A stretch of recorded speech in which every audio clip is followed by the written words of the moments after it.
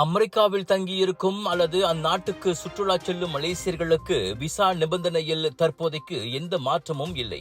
அவர்களுக்கு பாதிப்பை கொண்டு வரக்கூடிய அளவுக்கு குடிநுழைவு கொள்கையிலும் மாற்றம் ஏதும் நடக்கவில்லை. வெளியுறவு அமைச்சான விஸ்மா புத்ரா அதனை தெளிவுபடுத்தியுள்ளது. அமெரிக்காவில் நூற்றுக்கணக்கான வெளிநாட்டவர்களின் விசா அனுமதி ரத்து செய்யப்பட்டதாக தகவல்கள் வெளியானாலும் அது மலேசியாவை குறிவைக்கவில்லை என அமைச்சு கூறியது. என்ற போதிலும் நிலவரங்கள் அணுக்கமாக கண்காணிக்கப்படும். ஒருவேளை மலேசியர்களுக்கு பாதிப்பை ஏற்படுத்தக்கூடிய மாற்றங்கள் நிகழ்ந்தால் அது முறைப்படி தெரிவிக்கப்படும்.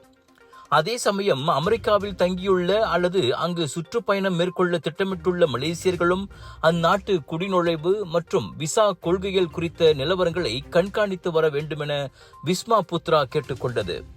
அமெரிக்கா முழுவதும் 90 பல்கலைக்கழகங்களில் குறைந்தது 600 அனைத்துலக மாணவர்களின் விசா அனுமதியை அதிபர் டொனால்ட் ட்ரம்ப் ரத்து செய்திருப்பதாக முன்னதாக செய்திகள் வெளியாகின.